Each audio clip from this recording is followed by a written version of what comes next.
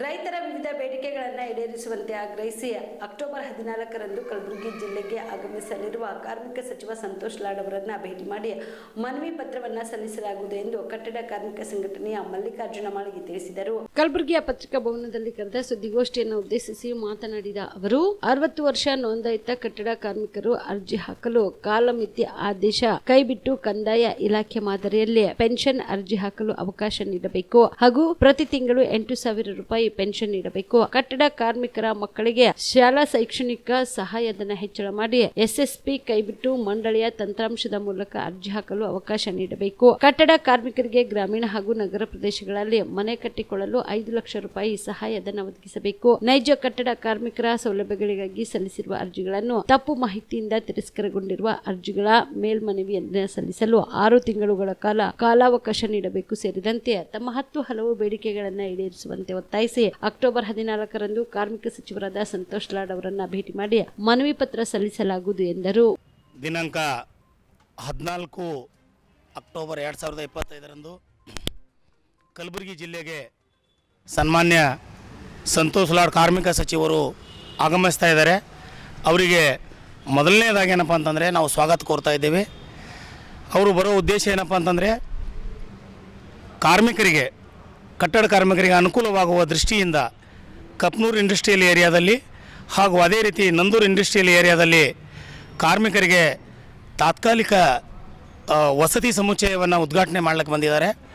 ಆ ಒಂದು ಉದ್ಘಾಟನೆಗೆ ಕಲಬುರಗಿ ಜಿಲ್ಲೆಯ ಜನರಿಗೆ ಇದು ಕಟ್ಟಡ ಕಾರ್ಮಿಕರಿಗೆ ತುಂಬ ಅನುಕೂಲವಾಗ್ತಕ್ಕಂಥ ಇದರಲ್ಲಿ ಯಾವುದೇ ಸಂಶಯವಿಲ್ಲ. ಇನ್ನೊಂದೇನಪ್ಪ ಅಂತಂದರೆ ಅಸಂಘಟಿತ ಕಾರ್ಮಿಕರಿಗೆ ಏನಪ್ಪ ಅಂತಂದರೆ ಕಾರ್ಡ್ ವಿತರಣೆ ಸ್ಮಾರ್ಟ್ ಕಾರ್ಡ್ ವಿತರಣೆಗೆ ಕೂಡ ಸಚಿವರು ಆಗಮಿಸ್ತಾ ಇದ್ದಾರೆ. ಅದಕ್ಕೂ ಕೂಡ ನಾವು ಸ್ವಾಗತವನ್ನು ಕೋರ್ತಾ ಇದ್ದೀವಿ.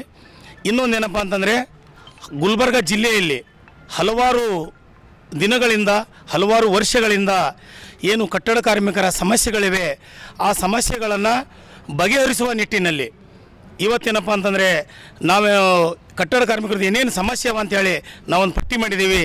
ಆ ಪಟ್ಟಿಯನ್ನು ನಾವು ಸಚಿವರಿಗೆ ನಾವು ಅವ್ರ ಜೊತೆ ಡಿಸ್ಕಸ್ ಮಾಡಬೇಕಾಗಿದೆ. ಅದಕ್ಕಾಗಿ ನಾವೇನಪ್ಪ ಅಂದರೆ ಕಲಬುರಗಿ ಜಿಲ್ಲೆಯ ಕಾರ್ಮಿಕ ಸಂಘಟನೆಗಳ ಮುಖಂಡರುಗಳೊಂದಿಗೆ ಕಾರ್ಮಿಕ ಸಚಿವರು ಏನಪ್ಪ ಅಂತಂದರೆ ಒಂದು ಸಭೆ ನಿಗದಿಪಡಿಸಬೇಕು. ಎಲ್ಲ ಕಾರ್ಮಿಕ ಸಂಘಟನೆಗಳ ಮುಖಂಡರೇನಪ್ಪ ಅಂತಂದರೆ ಕಾರ್ಮಿಕ ಸಚಿವರ ನೇತೃತ್ವದಲ್ಲಿ ಸಭೆ ಏರ್ಪಡಿಸಿದರೆ ಕಲಬುರಗಿ ಜಿಲ್ಲೆಗೆ ಸಂಬಂಧಪಟ್ಟಿರ್ತಕ್ಕಂಥ ಎಲ್ಲ ಕಾರ್ಮಿಕರ ಸಮಸ್ಯೆಗಳನ್ನು ನಾವು ಅವ್ರ ಜೊತೆ ಡಿಸ್ಕಸ್ ಮಾಡ್ತೀವಿ. ಈ ವಿಚಾರವಾಗಿ ಈಗ ನಾವು ಈಗಾಗಲೇ ಮಂಡಳಿಯ ಕಾರ್ಯದರ್ಶಿಗಳಿಗೂ ಕೂಡ ನಾವು ತಿಳಿಸಿದ್ದೀವಿ. ಅದೇ ರೀತಿಯಾಗಿ ಜಾಯಿಂಟ್ ಲೇಬರ್ ಜಂಟಿ ಕಾರ್ಮಿಕ ಆಯುಕ್ತರಿಗೂ ಕೂಡ ನಾವು ಇವತ್ತು ಬೆಳಗ್ಗೆನೇ ಫೋನ್ನಲ್ಲಿ ಮಾತಾಡಿದ್ದೀವಿ. ಸಮಯ ಪಡಿಸಲಿಕ್ಕೆ ಅವರು ಅವಕಾಶ ಮಾಡಿಕೊಡ್ತೀನಿ ಅಂತ ಹೇಳಿದ್ದಾರೆ.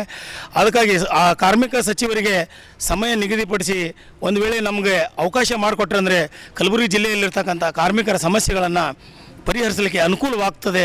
ಆ ನಿಟ್ಟಿನಲ್ಲಿ ಏನಪ್ಪ ಅಂತಂದರೆ ಅನುಕೂಲ ಆಗಲಿ ಅಂತ ಈ ಡಾಕ್ಟರ್ ಸಿಂಧಿಯಟ್ಟಿ ಸಾಹೇಬರು ಕಲಬುರಗಿ ಬಿಪಿಎಲ್ ರೇಷನ್ ಕಾರ್ಡ್ ಹಾಗೂ ಆಯುಷ್ಮಾನ್ ಕಾರ್ಡ್ ಫಲಾನುಭವಿಗಳಿಗೆ ಸುಜಿನಿ ಆಸ್ಪತ್ರೆಯಲ್ಲಿ ಉಚಿತ ಚಿಕಿತ್ಸೆ. ಕಲಬುರಗಿಯಲ್ಲಿ ಸ್ತ್ರೀ ರೋಗ ಹಾಗೂ ಮಕ್ಕಳ ಚಿಕಿತ್ಸೆಗಾಗಿಯೇ ಪ್ರತ್ಯೇಕ ಆಸ್ಪತ್ರೆ ಪ್ರಾರಂಭ. ಸುಜಿನಿ ಕಲ್ಯಾಣ ಕರ್ನಾಟಕ ಭಾಗದ ಅತ್ಯಾಧುನಿಕ ತಾಯಿ ಮತ್ತು ಶಿಶುವಿನ ಆರೈಕೆಯ ಆಸ್ಪತ್ರೆ. ಸ್ತ್ರೀ ರೋಗ ತಜ್ಞ ಖ್ಯಾತ ವೈದ್ಯರು ಹಾಗೂ ಮಕ್ಕಳ ತಜ್ಞ ಖ್ಯಾತ ವೈದ್ಯರ ತಂಡದಿಂದ ಕಡಿಮೆ ದರದಲ್ಲಿ ಚಿಕಿತ್ಸೆ. ವಿಶ್ವ ದರ್ಜೆಯ ಉಪಕರಣಗಳ ಮತ್ತು ಅತ್ಯಾಧುನಿಕ ಐಸಿಯು, ಎನ್ಐಸಿಯು ಹಾಗೂ ಇತರೆ ಸೌಲಭ್ಯಗಳಿಂದ ಮಕ್ಕಳಿಗೆ ಗುಣಮಟ್ಟದ ಆರೈಕೆ. ಸುಜಿನಿ ಆಸ್ಪತ್ರೆಯಲ್ಲಿನ ಸೌಲಭ್ಯಗಳು: ದಿನದ 24 ಗಂಟೆಯಲ್ಲಿ ತುರ್ತು ಸೇವೆ, ಹೈ ರಿಸ್ಕ್ ಗರ್ಭಧಾರಣೆ, ಒಬೆಸ್ಟ್ರಿಕ್ ಐಸಿಯು, ನವಜಾತ ಮತ್ತು ಶಿಶು ಐಸಿಯು, ಶಿಶು ಸಂಬಂಧಿತ ಶಸ್ತ್ರಚಿಕಿತ್ಸೆ, ಲ್ಯಾಪ್ರೋಸ್ಕೋಪಿ, ಲಸಿಕಾಕರಣ, ತಜ್ಞ ವೈದ್ಯರ ಸಲಹೆ, ಡಯಾಗ್ನೋಸ್ಟಿಕ್ ಮತ್ತು ಅಲ್ಟ್ರಾಸೌಂಡ್ ಸೇರಿದಂತೆ ಅನೇಕ ಸೌಲಭ್ಯಗಳು ನಿಮ್ಮ ಸುಜಿನಿ ಆಸ್ಪತ್ರೆಯಲ್ಲಿ ಲಭ್ಯ. ಹೆಚ್ಚಿನ ಮಾಹಿತಿಗಾಗಿ ಸಂಪರ್ಕಿಸಿ ಸುಜಿನಿ ಆಸ್ಪತ್ರೆ, ಬಿಗ್ ಬಜಾರ್ ಎದುರುಗಡೆಗೆ, ಕಲಬುರಗಿ. ದೂರವಾಣಿ ಸಂಖ್ಯೆ 08472272727 ಅಥವಾ ಮೊಬೈಲ್ ನಂಬರ್ 9900427814.